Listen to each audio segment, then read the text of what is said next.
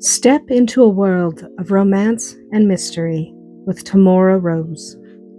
We talk so often about love, the kind that moves mountains and crosses oceans and defies all odds.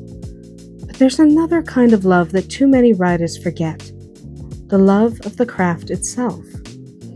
Today we're stripping away the lace and the longing, peeling back the excuses, and looking at what it really means to write, even when life does everything in its power to stop you. And I hear it all the time. I'd love to write, but I'm too busy. I'm waiting for inspiration. I've got kids. And every time, a little part of me wants to sigh and say, well, then you don't really want it badly enough. Because the truth is simple, though not always pretty. Writers write. If you're not writing, you are not a writer. All right?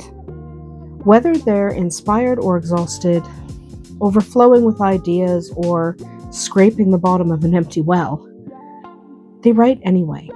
It doesn't mean they have to write a lot. I, more than anyone, understand the grind that is today's world. I have 2 children.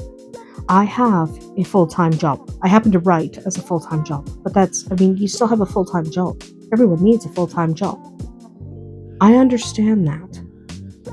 And I've had this conversation at least 3 times this week with 3 different people. And I've realized something important. Most people don't fail to realize their writing aspirations because they lack talent. Most of the people who have aspirations of being a writer can write. They're decent at it. What I find is that the reason they fail is because they make excuses. They don't write. They don't sit down and do the work. So let me tell you a secret about creativity. It doesn't bloom in perfect conditions. It grows in the cracks.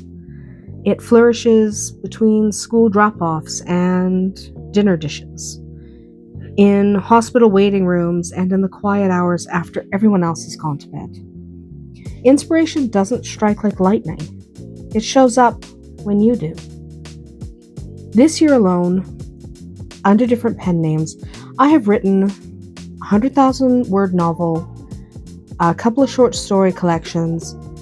They total about 60,000 words when you put them together, a nonfiction book with 2 accompanying workbooks, and I maintain 12 blogs.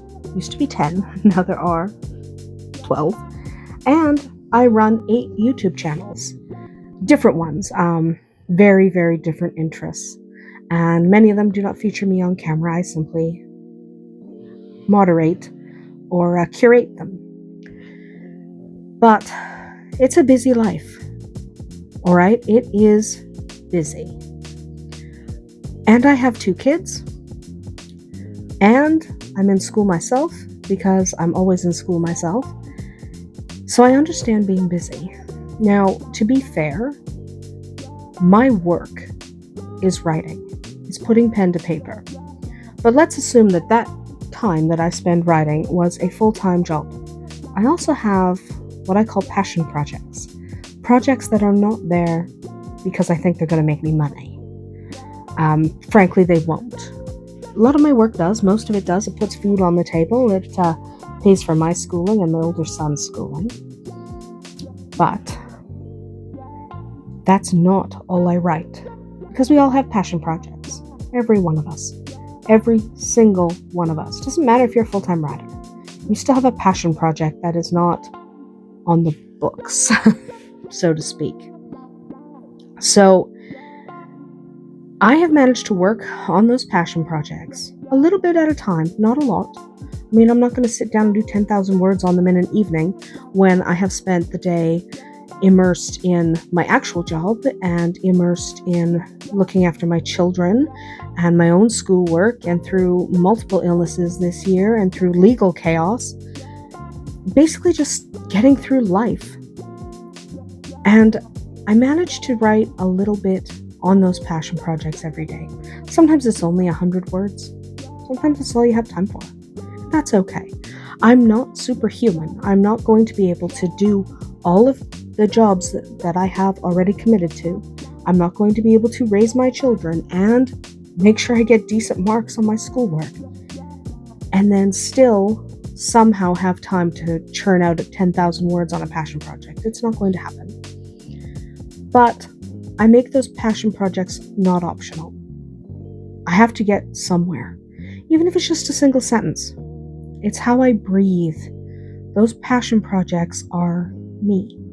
They are the core of who I am, the core of who I need to be. Now, don't misunderstand me. I'm not saying every writer needs to turn out 20,000 words a week. It's not going to happen for a lot of us. Writing isn't a race anyway. If you want to call yourself a writer, you do have to write, but that doesn't mean you have to write a lot every day. You can sit down and commit to writing the next sentence in your project every night. Before you go to bed, you're going to write one sentence. You might write more than that. You might decide, I can actually churn out a paragraph here. I have a little time. Okay. But commit to writing one sentence. Just one. Even 1,000 words a week, that's barely more than 100 words a day. So if you think about it, if you get one sentence done every night, and many nights that one sentence will turn into a paragraph or more, because you'll find you do have 15 minutes, you do have 20 minutes before you have to go to bed. You will find that it turns into 1,000 words a week without too much extra work on your part. It's a passion project after all, you love doing it. But too often we choose the excuse instead of the effort. We romanticize the idea of writing more than the act of doing it, because the idea is romantic. The actual work is work. You have to sit there and work. A story unwritten is nothing more than a whisper that has never found its voice.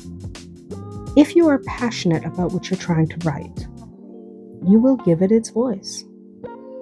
Life will never hand you the perfect moment, okay? It won't.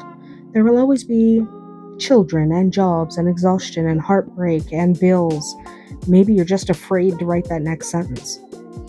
But every story you love, every novel that made you feel something, every short story that made you smile, it was written by someone who faced those same storms and sat down to write anyway.